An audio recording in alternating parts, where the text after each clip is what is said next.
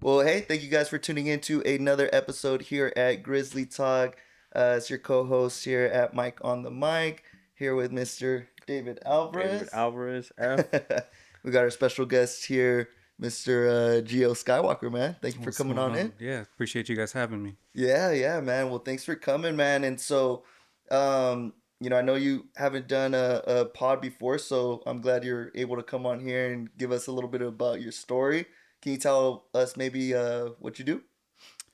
Well, full-time music producer now. That's the full-time gig. I'm still in the process of, trying to make it lucrative, trying to make a living off it. That's the goal, is to just be able to make a living off of making music. You know what I mean? That's been my goal for a while now, but I didn't really start taking it seriously up until maybe a year and a half, 2 years ago, to where I was really pushing, like really pushing, trying to actually make it happen. It was just kind of always a like a an afterthought. Um, but yeah, so just been I do EDM, do EDM. I do more deep house than anything else. But been doing that for uh about a year and a half. Well, yeah, about a year and a half, 2 years now. Kind of still trying to get my foot in the door, trying to make a name for myself. It's a lot of work. When I first stopped working full time to pursue music full time, I don't think I really took into consideration how much work it was actually gonna be. It's because especially when you're independent and doing it all yourself. You got to wear every single hat. I gotta be the producer, I gotta be the artist, I gotta be the engineer, I gotta be the content creator. So all that, trying to do all myself, I really didn't take into consideration how much work and how much time it was actually going to take. I kind of dove into it thinking, oh, I could be at a place where I'm making money off this in 3 to 6 months, when I've been at this for almost 2 years now, and am making $20 a year off my music right now. So it's a process, and it's a lot of work, but I mean, I love doing it, so I'm not gonna stop. I don't plan on stopping anytime soon. Yeah, So yeah.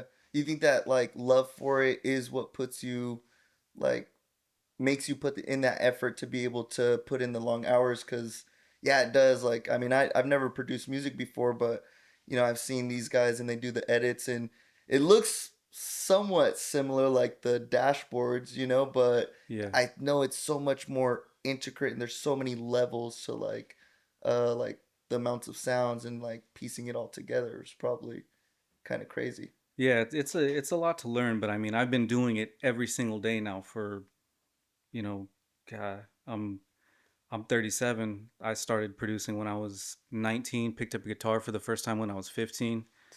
So I mean, but like I said, from the moment I made my first beat until about, a year and a half, 2 years ago, it was just kind of like a hobby. I mean, I always talked about, even when I was younger, like, oh, one day when I'm a producer, this and that. Like, I always talked that game. Like, that's because I always knew that's what I wanted to do. Ever since I sat down and made my first beat, like, I knew exactly, like, this is exactly what I want to do. I got on that keyboard, made my first beat, and I was like, this is it. Like, this is what I want to do for the rest of my life. And I have been, essentially, but now I'm at a point where, okay, I know I can make money off of doing this. I know I can at least make a living. So just trying to get to that point. But yeah, definitely, like, my love for it is going to keep me doing it. But I feel like there's a line there somewhere where you got to kind of draw for yourself, because, like, for me, especially over the last year, I put so much stress on myself. Like, I gotta make it. I need, this song needs to blow up, or this piece of content needs to go viral. I put all kinds of pressure on myself, and when I put that pressure on myself, I start to kind of not enjoy it. I kind of start to lose the focus of why am I doing this in the first place? I'm doing it because I love doing it. So I feel like when I start putting that pressure on myself, it makes it become more of a job, rather than I'm just doing it because I love doing it, Hmm. you know. Yeah, it puts a little bit more stress once the financials are counting on it Yeah, as exactly. well. Yeah, and I've heard of a lot of other artists, talk about that same thing. Like, once you start putting that aspect, when you're doing it to try and make money, you're gonna start stressing yourself out. So I kind of as much as I want to be able to make money off of it, I try not to make that like like a big deal, you know. The Like number one priority. yeah, when the money comes. Until then, I'm just gonna make music and I'm gonna put out music and hopefully people like it, you know. Yeah. Yeah, I know so you do like instruments and everything like that as Yeah, well. You play like you know how to play different instruments yeah, or yeah. So I play a little bit of I don't want to say everything, but my first instrument was a guitar. I picked up a guitar for the first time when I was 15. I know how to play drums a little bit. I'm not a great drummer, but I know how to play. I can play keys, bass. Um, when I was actually the very first instrument I learned how to play. Well, didn't actually learn how to play it. I played trumpet when I was in sixth grade in band, in but band? I just kind of fudged it. I didn't really know what the hell I was doing, you know. But yeah, so I play a little bit of the basic instruments, I guess: guitar, bass, drums, keys. Mm. Enough to translate it, get it on the computer and Yeah, yeah. make something of it. Mm-hmm. So where did it all start for you? Like what was your upbringing like to was there something that maybe like a parent, a cousin, a uncle that like sparked your interest in music or was it just listening to music growing up or No, to man. get into it? Music runs in my family. It's in my blood. My grandpa was in a band. My grandpa was in a band growing up. I have uncles that were in bands. My cousin Joey, who actually first taught me how to play guitar, was just an excellent musician. You know, so I come from a family of musicians, so it kind of just was there. You know, I don't, not to sound like arrogant or anything like that, but when I picked up a guitar, I just it was kind of like second nature. I just picked it up real quick. Yeah, yeah. It's probably from seeing like would you attend like their shows or like their events and things like that and like or hear them practice or Oh yeah, that was one of my favorite things to do as a little kid. My grandma and grandpa would always tell me when my grandpa would be practicing in the garage with his band, I'd be out, peeking around the corner doing a little air guitar, just kind of watching them play. And we had the CD, of my grandpa's music, and I would listen to it all the time. My grandpa's music was my favorite when I was a kid, and it's Mexican music. He's from Texas, so Mhm. he does kind of like the Like Tex-Mex kind of, Tejano. yeah, the kind of, Tejano. Yeah, mm-hmm, Tejano music. yeah. Yeah, that's crazy. And like once you turned 15 like and you started playing guitar, did you end up just start running with it and wanting to learn more and more or Yeah, yeah. did you When ever help them for any gigs or anything like that? no, No. by that time my grandpa had already stopped playing in the band, and my uncles that play in bands, they live in other Cities yeah, or other yeah. cities and everything. So, um, but me, I was real involved with my church, and I led worship at my church and everything like that for a few years with the youth group, and then with the worship team and everything. So that just being involved with that made me got me more involved with wanting to learn. And I would just I would get online, I would download guitar tabs, and I would learn how to play songs. And that's kind of how I learned.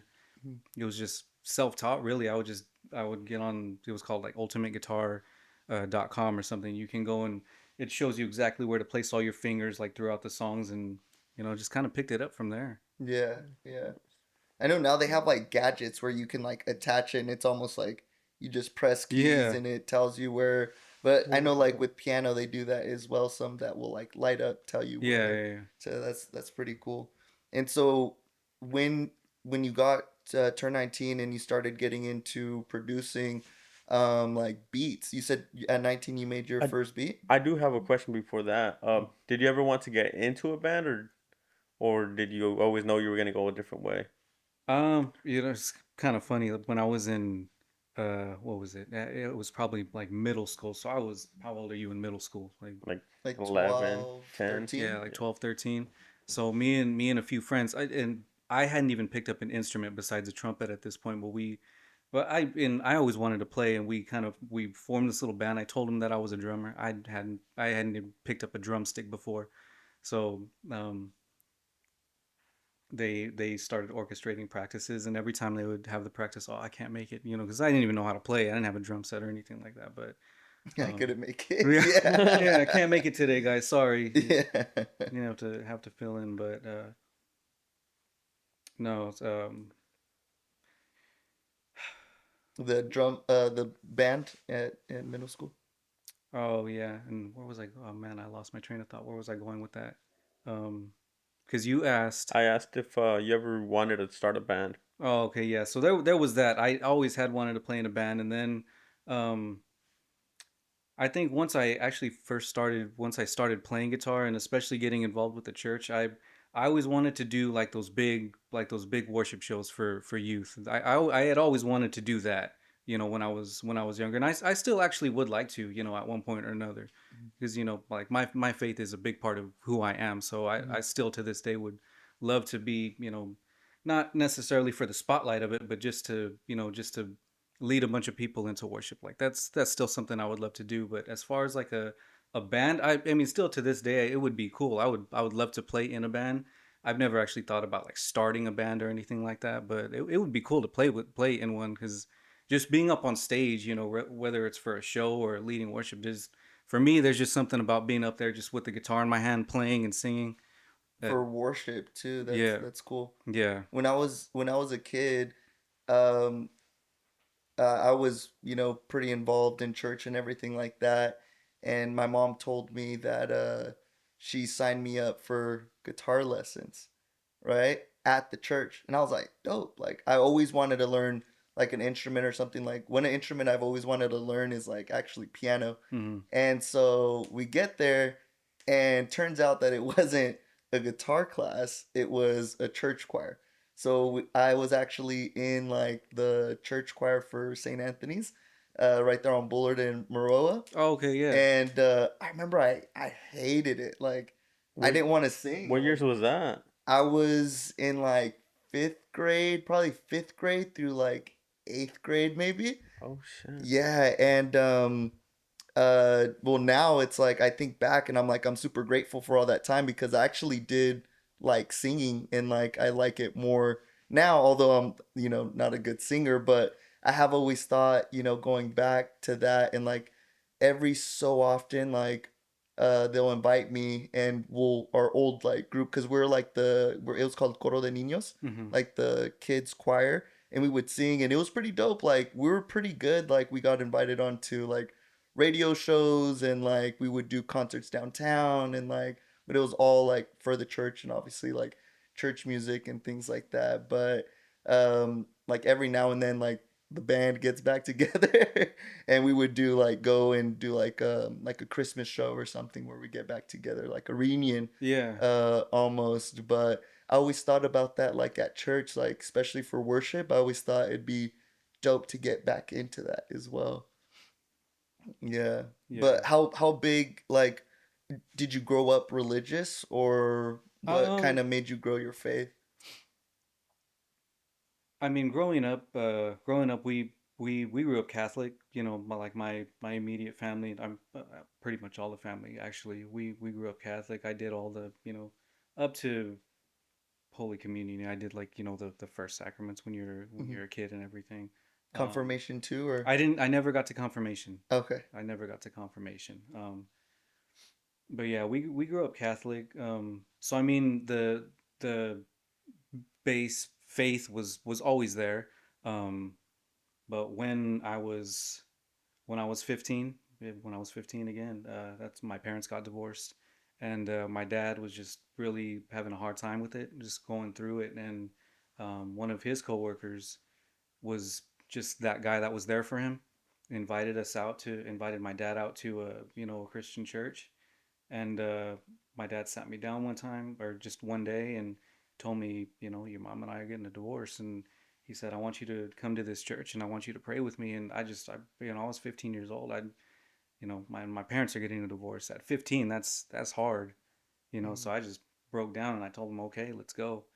And so, going there to a Christian church for the first time, it kind of it was almost like a I don't know exactly. Like a breath of Kind fresh air Yeah, or it something. kind of like expanded, like expanded my faith in a sense. Hmm. Um, and then so I got involved with the youth group and everything there, and then just throughout the course of my life, especially like through my 20s, it was going to church at that point for me was kind of like a kind of just like, you know, you're eating dinner, you know, it's kind A of like, ritual. yeah, kind of like a, you know, because especially when we first started going to church, my dad just, he kind of took off in his faith. Like he just was in it, you know. And, you know, I was still a kid, still growing up. I was trying to be cool, you know, you want to be cool with your friends and all this stuff. So I'm trying to, you know, be cool with them, but we're going to church over here at the same time. So, um, like my dad, if there was something going on at the church or there was some event or something, like we were there, like no matter what it was, we were at everything. So I think just kind of growing up in my late teens, just it was like that thing you have to do, you know. So then through my 20s, it was kind of just like routine at that point. I can't say my heart was really in it, especially through my 20s. That didn't come until, you know, a couple years ago where I kind of hit that point where I was like, okay, like now it's time to get serious about my faith. But you know, so kind of like background, yeah, Catholic, and then Christian church for the first time when I was 15, and then kind of just going through the motions through my 20s, and then up in last was it last year? Um, yeah, last year, like last April, May is kind of when I hit this point in my life where everything just kind of came spiraling down, and I was like, okay, like my faith is always there, you know what I mean? So I just clung to Really that. lean I've been into yeah, it. just been leaning into it since. Hmm. Yeah, I think that was the same thing for me because I grew up Catholic and I still hold on to like all my Catholic beliefs. Like I feel like at the core, I'm still like, pretty deep in my Catholic faith. Something about it just I don't it's just different. Just like when you walk into a Catholic church versus a Christian church, like the energy is just a little bit different, but Yeah, through my Christian faith, I was actually able to really learn and then grow it a lot more just because of maybe the way they explain it or it's just not so routine. It's a little bit Yeah. different every like feel like Catholic church it's like get there, stand up, sit down, kneel, stand up, kneel, and then like you can almost do it with your eyes yeah. closed, but Yeah, it's the same thing every year. They My just repeat it. yeah. when I was a kid, my little brother, he would recite pretty much everything that the priest was saying in those certain parts. You know, Hmm. I remember he would do that. Like every single mass we would go to, he would just be like at the same time speaking what the priest was speaking. So yeah, it's there's like a repetitiveness and Of it, Yeah. and then the mm, Christian it's just They have like a book. They have a book on the stands, and if you read it, it's exactly what the what priest they is saying. say, Yeah, yeah. because That's why they everything's provide it. It tells you the day, and you just look yeah, up the day, and then everything's all scripted. It's all tradition with them. Uh, it's all textbook stuff. yeah, yeah. Versus like the Christian church, I was kind of like a little bit more blown away of like how welcoming it was, and like a little bit more free as well. Because Catholic, I felt like you had to go like best dressed, and like you had to be like buttoned up. But Christian is just like come and take the message, and take it with you, yeah, and that's all that really matters. And then so going back to what I was mentioning when you were 19, you started producing music. Um, how do you think that your music production has evolved since then? Because I believe you originally were doing like hip hop beats and yeah. things like that, right? Did you ever try like rapping or anything like that, or you were just Yeah, we strictly? yeah, we did for a while. My real good friend, his name's Tony. He was the one that actually got me into making beats. Mhm. Met him through my cousin one day, and he just happened to him and his brother were making beats, and we kind of just started linking up. And I mean, we're real good friends now, you know, all these years later. Um, but yeah, it was me, my friend Tony, and my cousin Scott. Um, we our little producer group we called ourselves the collaboration, and yeah, for a while we were trying to rap, and I go back and I, you know, listen to myself try and rap, and I'm just like, you know, it's, you know, face in my palm, bro. Like what was I thinking? Like I Yeah. ain't a rapper, I'm not a rapper. I try to, you know, but Mhm. it was never my thing. I'm more, my thing is behind the keyboard, you know, behind the keyboard making the music. And so, how did it evolve from hip hop to like over the years? Because I don't want to jump too far ahead from that, like from where you started, but like I know one of the first like kind of EDM records that I heard from you was I Know. And Yeah, that's a banger for sure. Like appreciate it. yeah, yeah. Like was How that one long of the ago was ones that that? kind of set it off or popped it off? It's Yeah, like That was 2 years ago. yeah. I think I dropped that song July 22, July because I 2022. remember you Oh dropped a shit. snippet of it, and then it was just like the I know, and then like it kind of went into the beat, and I was like, bro, I remember I'd go to the barbershop, and be like, bro, when are you gonna drop this? Like, I was excited. Like, the day you dropped it, like I played it, like the music video and everything That's like cool, that. man. But Yeah. I appreciate that. yeah, That's why I do this, man. I Yeah. love hearing people tell me, like, even if it's one person, like, "Bro, your song's a banger." Like, thank you, dude. That's why I do it. You I know. used yeah, to live over by Knees and the by the GB3, up on Knees and Palm. So I used to drive through the scenic view, and I remember I was driving through there, and it looked super nice during the day, the scenic view, like all the houses and stuff. And I was playing your song, and I was recording. That shit was tight. That's cool, man. And so, how did it get there though? From the hip hop into like, So, man, so for a few years, like from maybe I want to say it had to be like maybe somewhere in 2016, 2017, me and my boy Tony, um, we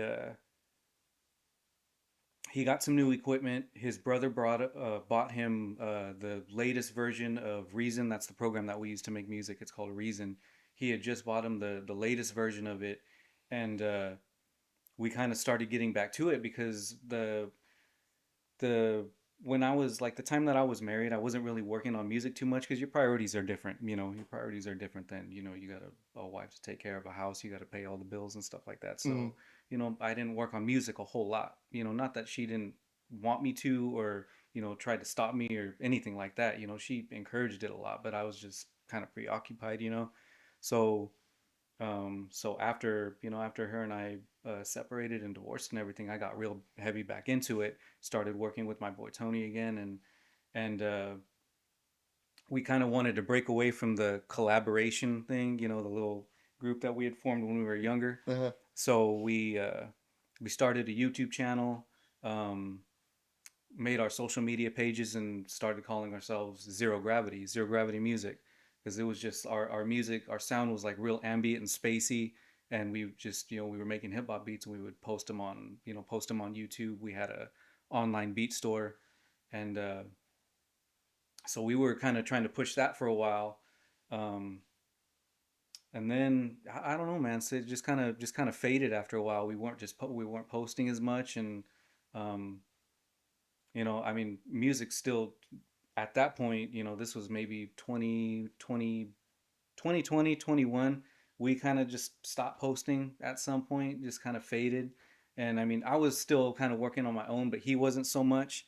Um, so after a few years of just trying that, we sold a few beats, made a little bit of money. It wasn't anything major, maybe a few $100, selling beats and stuff. But probably still had to feel pretty good, like people buying your beats yeah, and yeah, yeah. for sure, for sure. There was, we get some good exclusive sales, and when you sell exclusive, you're selling your beat for three, four, $500.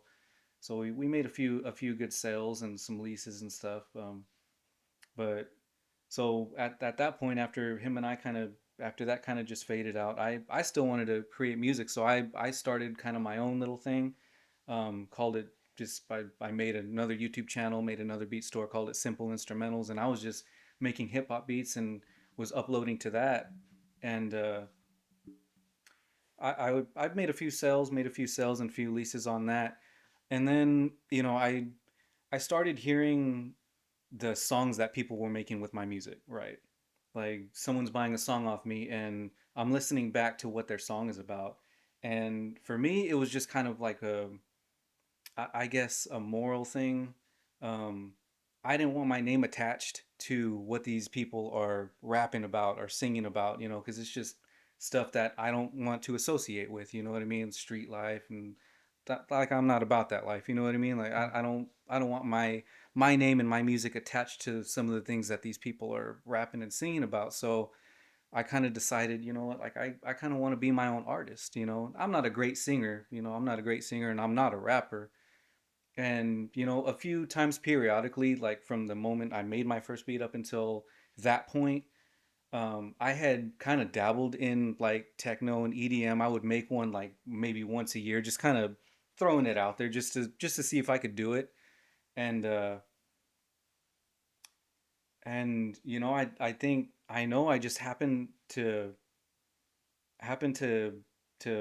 download a vocal sample off of Splice, and I was like, what, I'm just gonna try it, and I just made a simple beat. Like the beat to I know is so simple.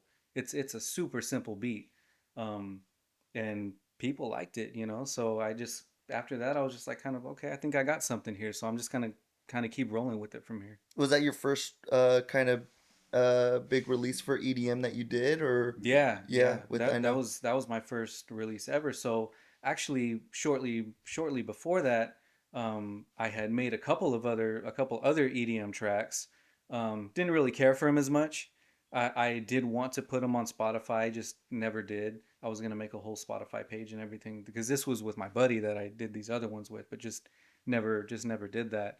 Um, but yeah, then once I made I know, I was like, okay, I think I actually want to put this out. So I made my profiles for the DistroKid and Spotify and Apple Music and all that, and me and my cousin went out. We took a drive out to Santa Monica, shot a music video for it, and that was kind of like the kickoff of my, I guess, my Is that when EDM career. GeoSkywalker was created, Yeah, or Okay. yeah, yeah, that was the first one. yeah? What was that like seeing that, kind of take on its own life, and like I saw you post like your Spotify and you have listeners in different countries and things like that. Yeah. Like, It for me it was exciting, man. It was really exciting. I have a bunch of videos on my phone of like just me kind of leading up to it that I never even posted, kind of like giving thank yous and like just talking about, oh yeah, my release is coming up, but it was pretty exciting, like I felt like it was a new, almost like a new chapter, I guess. Um like just something new kicking off, and it was pretty big for me. mhm. Um yeah, going out and shooting that video because my cousin does videos, and he's a great videographer, but he's so swamped with his own work now, like I don't even, it's I feel kind of bad, like, hey, you got all this work, but hey, come and do this for me. So, um, but yeah, he took me and him went out there, and man, when we went to go shoot the video for I know, I was so just like my anxiety was like an all time high because I was just like nothing, thinking nothing's gonna go right, and even on the way there, there was a bunch of little things that kind of just weren't going right. So I was already in my head like this is a disaster already, but once we got out there and actually started filming, it was just like kind of like I could let my shoulders down. Like this is fun. Like this is cool. And especially being out in LA, I'm walking around with a red helmet on, just walking up and down the Santa Monica Pier. But it's LA, so no one even gives you a second look. Oh, it's normal out here. You know what I mean? But it was a lot of fun. Like actually just going out there and filming on the beach and getting a bunch of footage going up and down the Santa Monica Pier. It was cool, man. Yeah, Just getting that whole thing kicked off was cool. It was a lot of fun. yeah. How did that name, like, how did you come up with that name and the whole branding behind it too?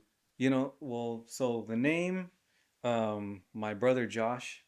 So my actual name is Joseph, and my brother Josh at some point just started calling me Giosov, like a Russian name, Giosev. And then at some point just started calling me Gio for short, kind of like making fun of it, but I just kind of took it.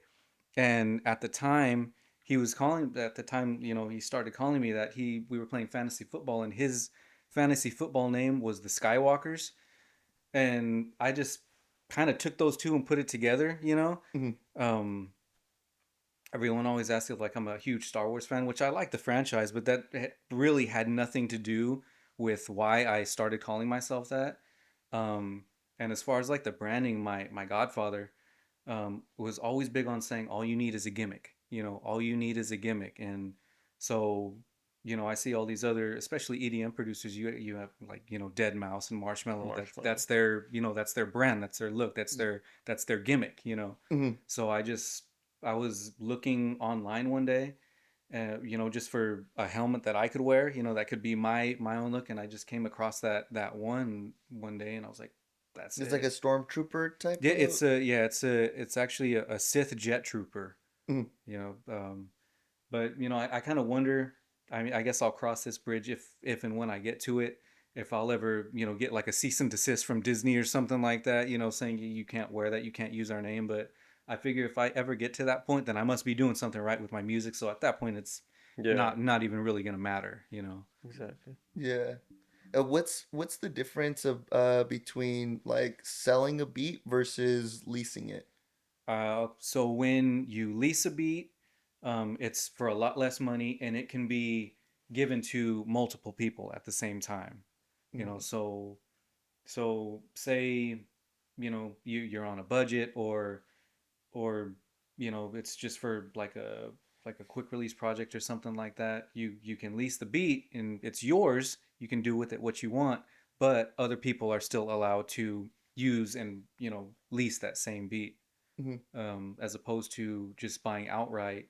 An exclusive sell is you get that beat, it's yours, no one else can have it. And do you get like royalties off it? Like let's say you sell a beat, ends up blowing up, and it's a platinum record or something. Does any of that go back to the producer, If or it's a lease beat, then yes. then yes? Yeah, then yeah. But if you sell it, no. Yeah, if I sell it outright, you paid for the exclusive license. It's yours. I no longer own it. You Oh collect all the shit. royalties. So, I mean, in like in present time, it's good to get an exclusive sell because that's a lot more money up front. But if that song happens to blow up, I don't get anything off of that. I mean, my name is still attached to it, but as far as accumulating royalties, I don't see a penny from any of that. Hmm. Whereas, with a lease, I still have my rights to it. So if that song does blow up at some point, then I can accumulate those, at Maybe least even at least renegotiate or yeah, something. at least a portion of those royalties. Hmm. What I wanted to know, so with the beats you were doing at first, you could sell or lease. How is it different now with the EDM music? Is it just like based on numbers that are Yeah, streaming, so or? yeah, so for me now, I'm releasing music more as an artist than a producer. I'm not trying to sell my music. I'm trying to accumulate streams. And I mean, I can sell my song. You can go on Amazon Music and buy my song, but it's not in the same context as if I were a producer trying to sell beats and make a living off of selling beats. It's a bit different because now I'm releasing as an artist as opposed to releasing as just a producer trying to get artist on my beats. Hmm. What are some of your like EDM influences as far as artists go? Um, I Tiesto, the big names, Tiesto's dope. Dioro, Mm-hmm. um, some smaller guys like Side Piece, Alesso's cool. To be completely honest, I'm still kind of learning all of the especially like the EDM artists and stuff, because there's so many, and me, I'm the type of person, when I hear a song or add it to my Spotify, it's just because it's on my Discover Weekly, and I hear a song I like, I just add it to the playlist. So I don't often pay attention, like, unless I go back later and look who the artist was. Um but I do know I have a lot of Tiesto stuff on my playlist. I have a lot of Alesso stuff on my playlist. Big Wild. Have you heard of them? No. No, they're pretty dope too. If you look into them as well. Do you know like what subgenre they are? I Because that's the don't. thing with EDM too, is there's so many different subgenres. Hmm. There's like me, like my stuff is more deep house, but there's tech house. There's I think it's kind of more of your style. Like yeah, that song I know, I uh feel huh, like it's kind of almost a similar. It's not like cuz I'm not too big into like the techno and all that sort of yeah, stuff. yeah, yeah. There's a huge difference with just like the techno and like what I do, more deep house. Like I like the more vibey ambient stuff. It's a little more easy listening. It's not that it's not that I don't like it, but it's not the hard like club, the oops, oops, oops, Hmm. like not the hardcore club stuff or the hardcore like festival stuff. It's a lot more easy listening. Would you ever want to get into that? Yeah, I think so. I mean, actually, the song I was working on right before I came over here is more like a kind of more like a club banger. Hmm. Um, Yeah, I saw your story. oh, you did, yeah, Yeah, yeah. yeah, That's the one I'm working on right now. So yeah, it has more of like that, that hard feel to it. But yeah, at some point or another, I would. I mean, I would love to. A goal of mine is to play at EDC. Obviously yeah. as a EDM producer or DJ, I feel like that's going to be any artist's goal is to play at a big show like that, and I would love to, if given the opportunity, ever one of my songs blows up enough or something like that. But yeah, I would love to get in front of a crowd and just have them going. Some I That'd be dope. I know after like you did the EDM, like you started focusing on, or at least this is kind of when I started noticing like you focusing a lot more on like content and stuff like that. And I know you had like a few that like blew up kind of, like what was that one you had, it was like the Goo Goo Gaga one, Oh, or that's you know which stupid. one I'm talking Yeah, about? so it's so Yeah. stupid, man, because almost like I think I've had three videos go viral. Like I'm talking like over 300,000 views, and they had nothing to do with my music.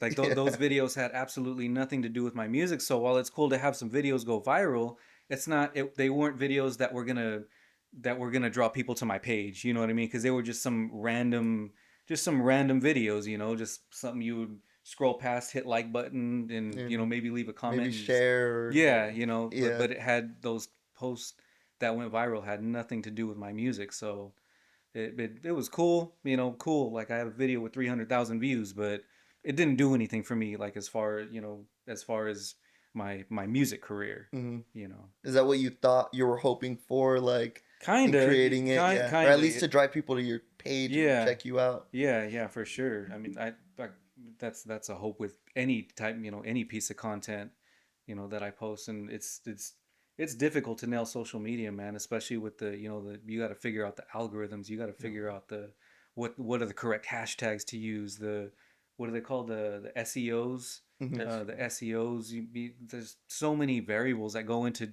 just trying to post one 10-second piece of content, you know what I mean? And that was another thing I kind of had to kind of draw a line and not put so much pressure on myself, because I was spending so much time and energy trying to, like, what will go viral, what'll go viral, like chasing a viral post. And a lot of the other content creators that I follow tell you to do the exact opposite. Don't chase the viral post, because you're just going to drive yourself crazy trying to chase a viral post. So Hmm.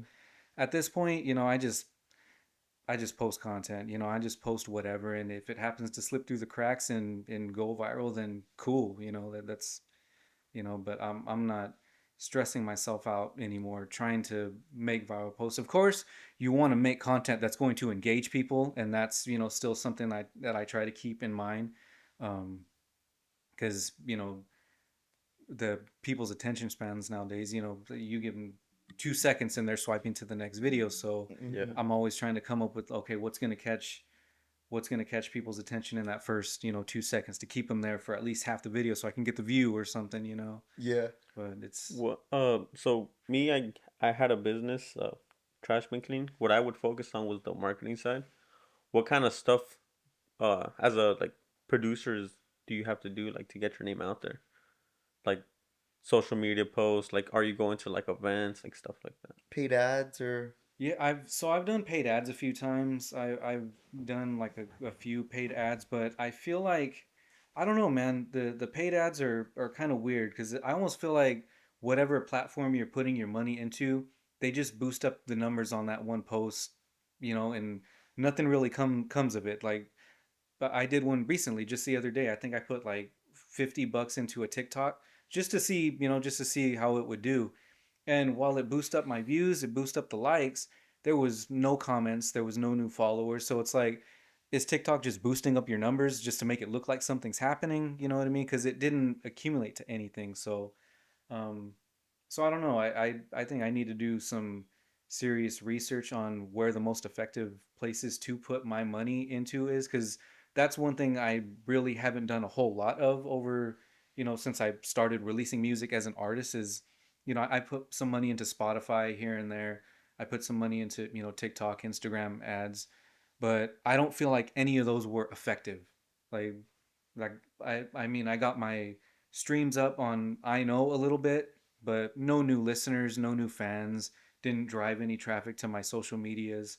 So I think just doing some research, doing some serious research on where, for me, for me as an artist, where would be the most effective places to put my money, because I have money to put towards it, and I want to start putting money towards it because, with music, it's just like a business. Like I'm trying to grow my business essentially, so, and that's, I try to look at it from that angle too. Like I have to put money into this. If my dad always said you got to spend money to make money. So I try to look at it like as, I'm investing in it. I'm investing in myself, essentially to try and get my name out there, just like you would with this, or, with any type of business, you got to invest in it at some point. Hmm. Are you a DJ or just producer? As of right now, just strictly producing. And especially with EDM, I know at some point I'm gonna need to get into DJing, because just how heavily tied in DJing is with EDM music, But you put me in front of a DJ controller, I'm not gonna know what the hell to do.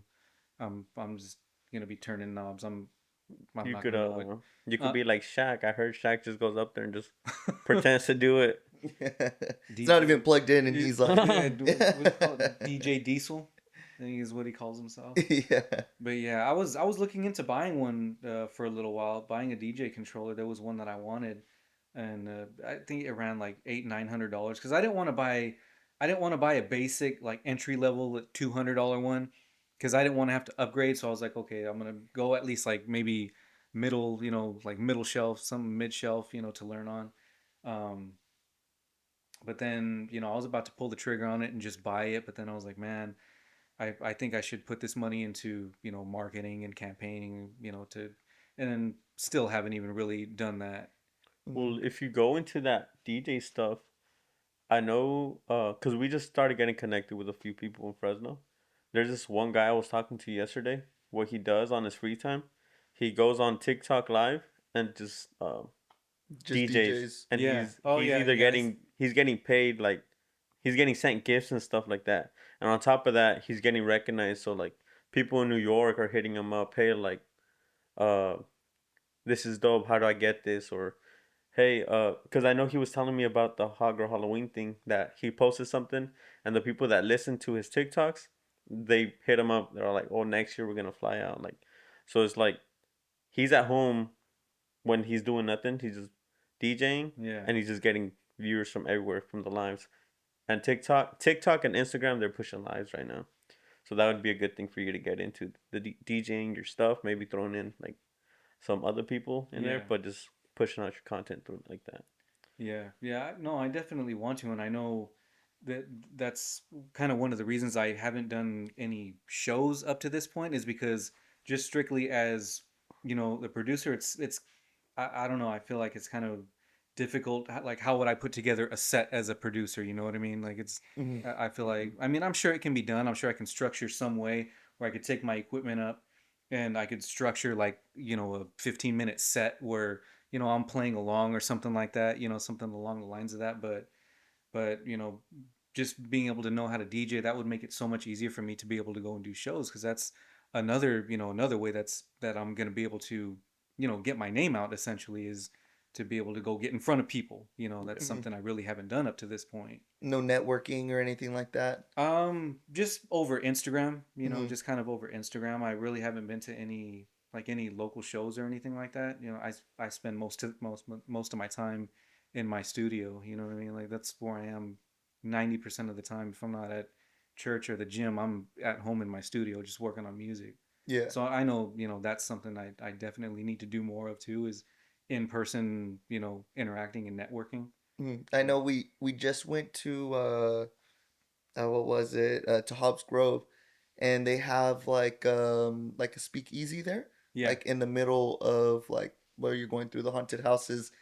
And this year they had a silent disco, and I've never been to one before, but it was dope, bro. Like, but they had the DJ there, and yeah, he's like, it was more like EDM type of music that he was like mixing and things like that. But I thought it was so cool because, we're there, we're having drinks, and then like the song I could kind of hear it, and I'm like, you know, it would be dope if he mixed in here "Pursuit of Happiness" by Kid Cudi, like a Mm-hmm. little bit of that sound.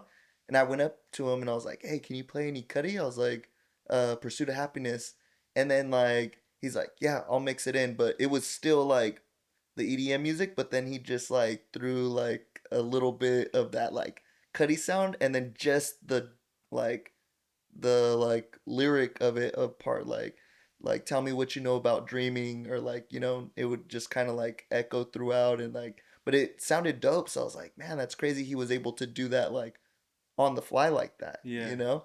It made the experience pretty dope. But I mean, it was just a cool experience to have those headphones on and, you know, have a good time. that's cool. So everyone was just standing around with the headphones on, like no Yeah, outside noise or nothing. that's a big Nothing. thing right now. You I would like just take off the headphones and it was just dead silent. That's crazy. I've only seen that like on shows, like those shows that are set like in LA and stuff like that. I've seen that. I've never. They do it at Tioga Sequoia. I think they did it They've at done that too. Why Not Wednesday, right? They did it there too, or no? I didn't see that there, at least the time that we went. But it was definitely a different dope experience. You walk in through the door, they hand you the headphones, take them off if you want, or like me, what I did, we were with a group of people, so I just kind of left one on and kind of moved the other one so I could still hear or talk with everybody. Yeah, But it was pretty that's dope. cool. Yeah, yeah. But I think DJing, you'd probably be really good at it. I'm positive I could pick it up pretty quick, just especially with the knowledge that I have with with producing it already, and especially just my ear for sound. I'm sure I could pick it up like that if I actually got into it. I just need to pull the trigger and buy it. Thank you so much for coming in this section. I just like to ask quick random questions, so just I'm just fire away, man. Yeah, for sure. So you mentioned morality. How do you balance that with a sort of lifestyle that comes with the like like in DJing or all that sort of stuff? It comes with the partying and the women and all that sort of stuff. The drinking. So I missed the first word you said. It comes with what? Or Like how like the sort of lifestyle that the music industry comes with. How do yeah. you balance morality Oh, with how morality. would Okay, that's you what you said. yeah That how would that's the word I didn't you hear clearly. balance like morality with that sort of lifestyle? Because I know that it would be kind of difficult, like Yeah, that's always that's something I think about a lot, and that's something that I gotta, that's something that I pray about a lot as well. Because especially with EDM music, there's a certain lifestyle attached to it. oh yeah. I think everybody knows, what type of lifestyle is attached with that. But I think for me, the best thing I can do is just be myself. I kind of I had this vision, at some point, if I ever get in front of a big stage, like after my set, I can just I don't want to get preachy on the people, because I know that they're there to have a good time or whatever. But at the same time, like, I feel like that'd be a cool opportunity, like maybe after a set or something, like, and I could just share a little bit of, like, where I come from in my faith, and just kind of give that little bit of hope. You know what I mean? Like, because a lot of I feel like a lot of the people that get involved with, especially like with that deep into that lifestyle, like with the pills, and you're just out there just tripping balls and everything. Like, I think I think a lot of people, can it's easy to fall into that when the rest of your life is not going right. Um, that movie, what was it? The Jesus Revolution. Um, One of the main characters on that movie said something, and it's stuck with me, because that movie took place like during like the hippie movement, so they were all kind of doing the same thing, just rolling, just all out there rolling. And this guy said, all these people, he's talking to this pastor who's like kind of against all the hippies, and he's telling this pastor, he said, my people, the people that you don't like, they're searching for something and all of this, and essentially what they're searching for is God. That's why you're looking for something better, for something higher, so And um just like a deeper meaning, um And and I even at raves, I see like when I went to one in LA, it was a massive one. I can't remember the name off the top, but it was around this time last year, and Dude, even when you go inside, like when you're outside, there's a bunch of protesters against the event because they know that people are out there doing a bunch of stuff, and it's just one of those things. And Yeah. people And die at those events they, too of dude, they like had a dehydration. And Yeah. yeah, they had a like huge medical teams and just everything prepared for people to go out. yeah, yeah. And on that same note, is there any like event places or raves that if given the opportunity you would like to like perform? Yeah, yeah. I mean, the big stages, obviously, the EDC. That's That'd be big, huh? yeah, that'd be huge if I could ever get up to that point. But I mean, at this point, just put me on a stage. Like I'd be happy to perform anywhere at this point. What about locally? Is there anything that grabs your attention? At one point I was looking into the I think they do like open mics at what was it, at Strummers.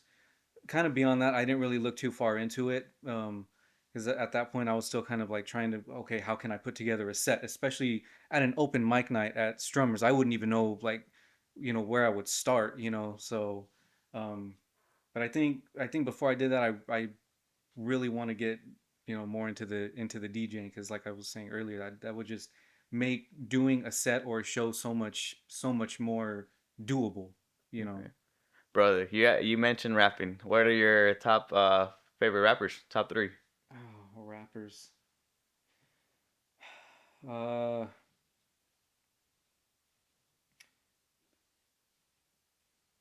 I think for me, top is, when I was in high school, it was Bone Thugs and Harmony. I loved Bone Thugs and Harmony when I was in high school. That's all I would listen to, was Bone Thugs. It was just Bone Thugs, Bone Thugs, Bone Thugs. Busy Bone in particular was always my favorite. So yeah, Bone Thugs, I always listen to. I've always liked I've always liked Ti. I used to just love his sound, his flow. Um, I always used to really like Fabulous. I know those are a lot older rappers, but to be honest, I really don't listen to a whole lot of hip hop anymore. But like growing up, those were kind of like my guys. How many like rap songs did you make? Um, You ever gonna release those or? no, Can we get a no. preview of a? I'm sure I have them on a flash drive or a CD somewhere.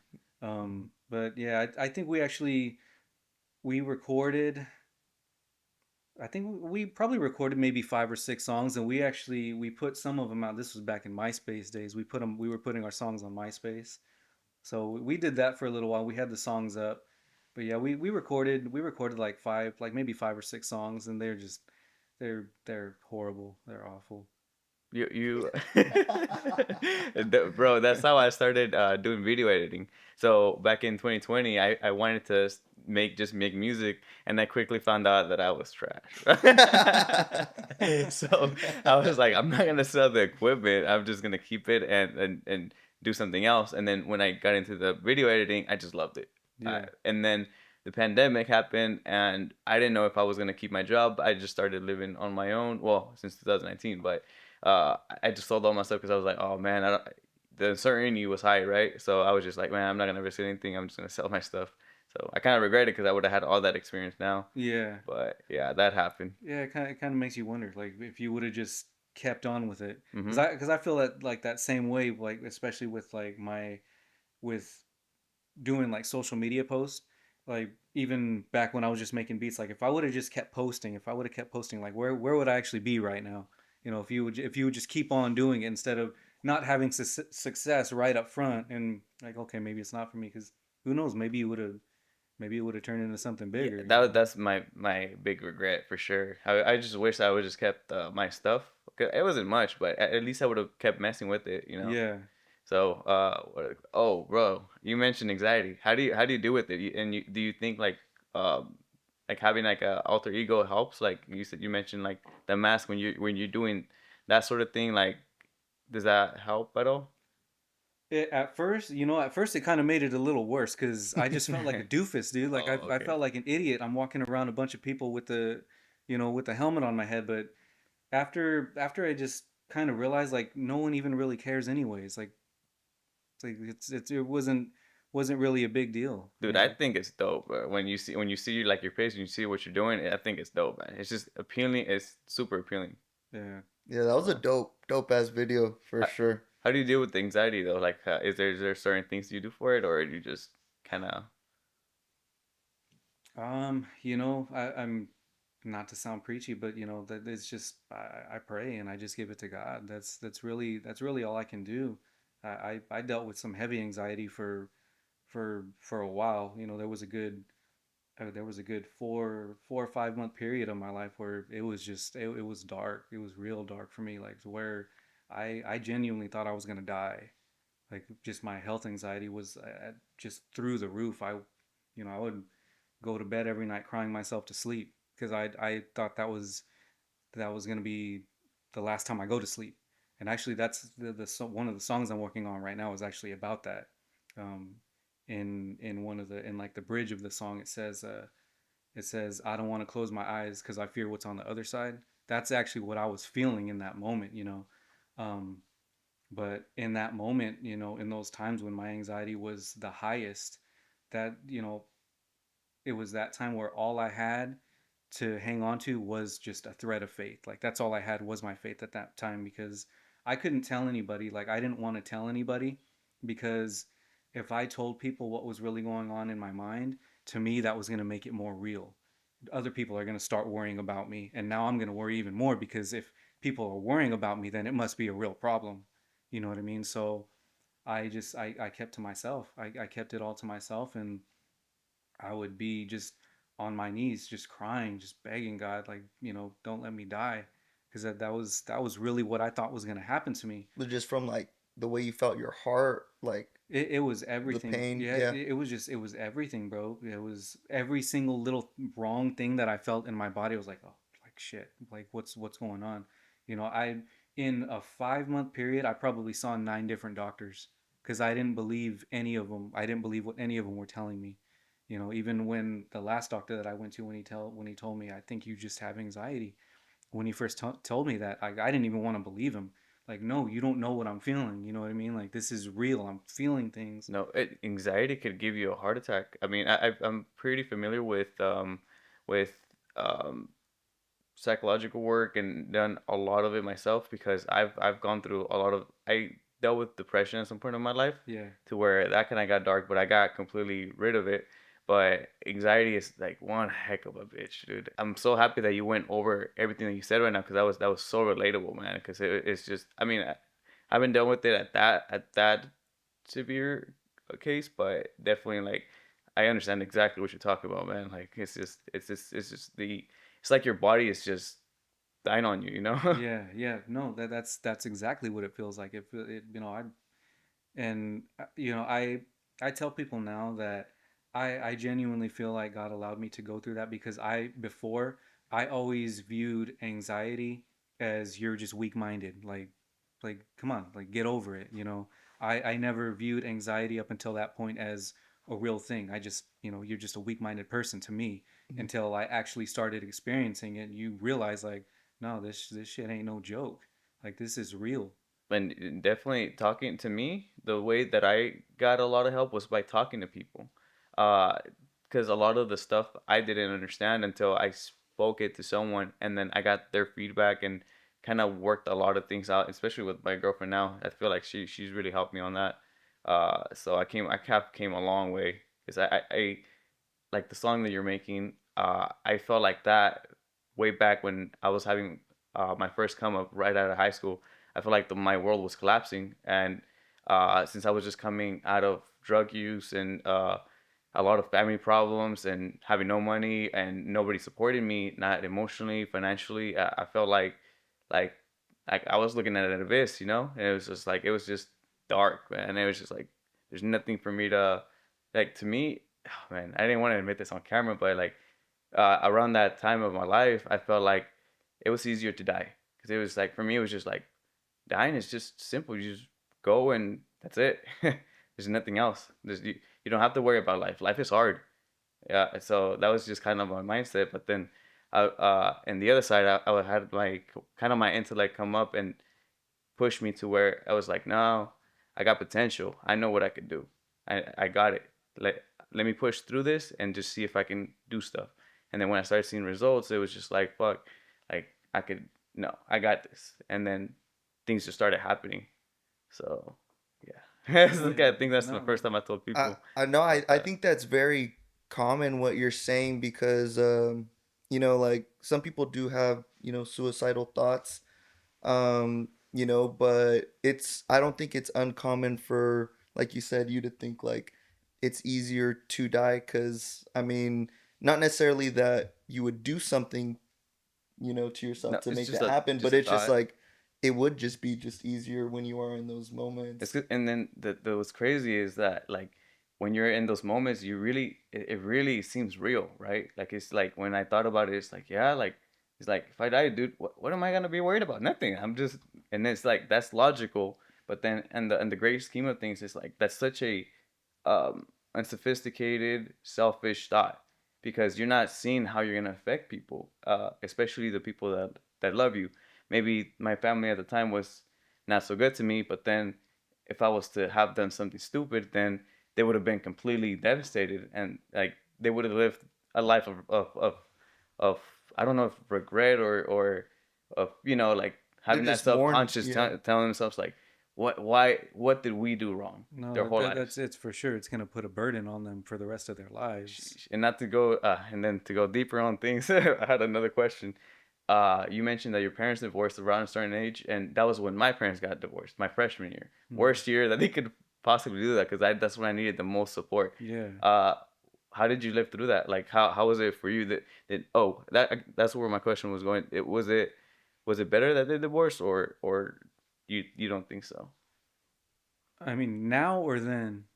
Uh, I mean, then Both, like both because maybe. for me the it was better for them to divorce because of the problems that they were having.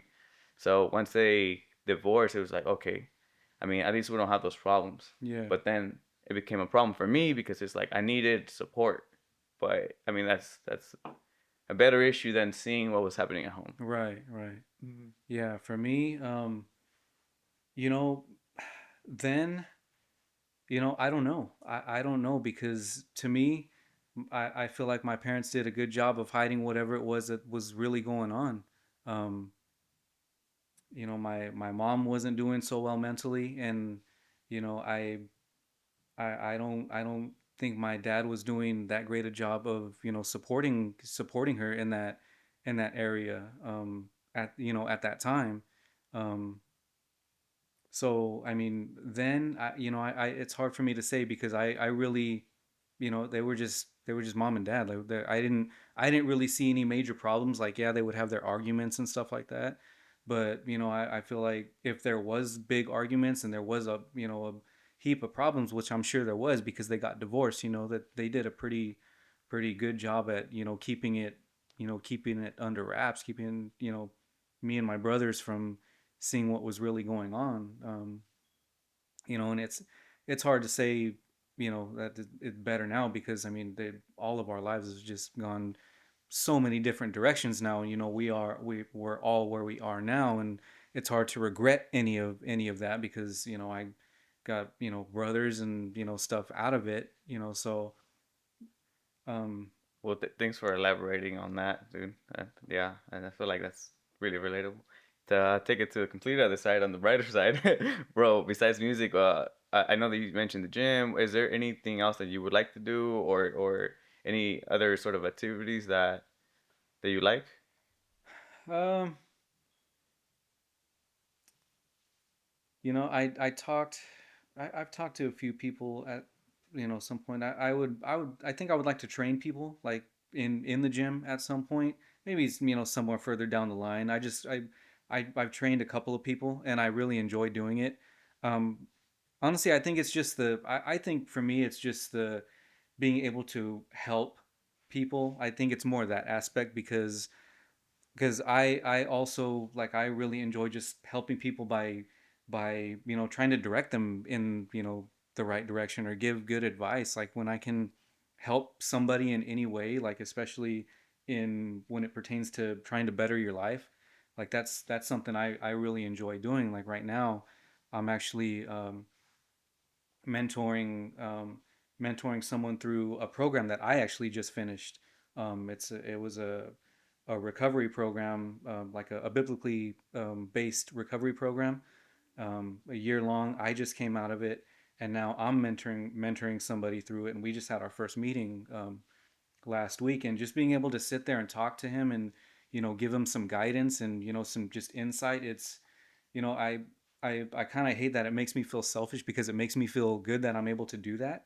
But I mean, I feel like maybe that's what I'm here for, to be able to to help somebody through Yeah. something that I can relate. How, like, I can relate with certain things. That's Absolutely, and I feel like even for I like what you said there, because it's like for me it's like I still see that person in me. Like when I see people going through things, it's like, oh, that's why I like to help people and direct, especially younger people, because it's like if I would have gotten a little bit of support, that would have gone such a long way. And I feel like sometimes they just need to hear it. Like, yeah, dude, I'm living proof that you could do something. Like, you could feel as bad as you can right now, but that's not you. Like, they're just when you go through something, that sort of stuff kind of passes by. You just remember when that was you. Yeah, yeah, and Yeah. I could see it in people. And sometimes it has gone bad ways where I try to help people and it ended up biting me. But at least I have that conscious of like I know that I give people more than what I get. But for me, it's not. How can I say it? Like I rather live like that. I rather live for truth and perfection, and try to help, try to advocate for being better in every way that you can. Yeah. And yeah, that's just it. yeah. I That's think I think when it's, and especially when it's something relatable, like if you see someone going through or dealing with something relatable to you, and you've been through that, and now like you've conquered that in a sense. You have a compassion for that person and you want to help them. So like I understand what you're saying there. Yeah. and so what's anything that you think that is next for you as far as like what's next to come with like the music? I know you have that record that you're gonna be coming out with. let Hopefully, I'm let excited us to know. hear that Yeah, too. let us know, man. Yeah, Say hit Um, it up and we'll repost. yeah, for sure. and then any final thoughts? Um, yeah, Questions. just I just got my, I've got two songs. Well, yeah, two songs I'm working on right now. Actually, three. I mean, I got so many files that just have unfinished songs, but I got three that are close to being ready to go. So I'm working, man. I'm just, my main focus right now is just to put out music. Mhm. I'm trying not to stress so much on the social media aspect of it. I'm just, I just I want to make music. Like that's my goal. I just want to make music. So I'm just gonna keep putting out music, and I'll put out some social media posts when I can. And God willing, if at any point in my life I'm meant to go to that level that that I hope I can get to, then I'm sure those doors will be open for me. I don't want to stress myself out on it, because it just, like I said earlier, it makes it too much of a job. Mhm. It makes it a chore, makes it something like I have to be here instead of I'm here because I want to. You know. Yeah, You no, want to that love what you do for Yeah, sure, for yeah, sure. for You want, sure. and then that same passion that I've been. Oh, I mean, I'm still early on to my thing, but I've been told by many people that I already walked the walk that I want to walk. That's so weird. But they say that don't make it into a point where you're gonna hate what you do, because that same drive of love or passion can, that's what inspires you to make some of the best stuff you can make. Yeah. well, I'm excited to see what comes next, man. Seriously, with the music and all the other stuff. And I know you mentioned after a show, and you keep saying I don't want to get too preachy, but I like that sort of thing.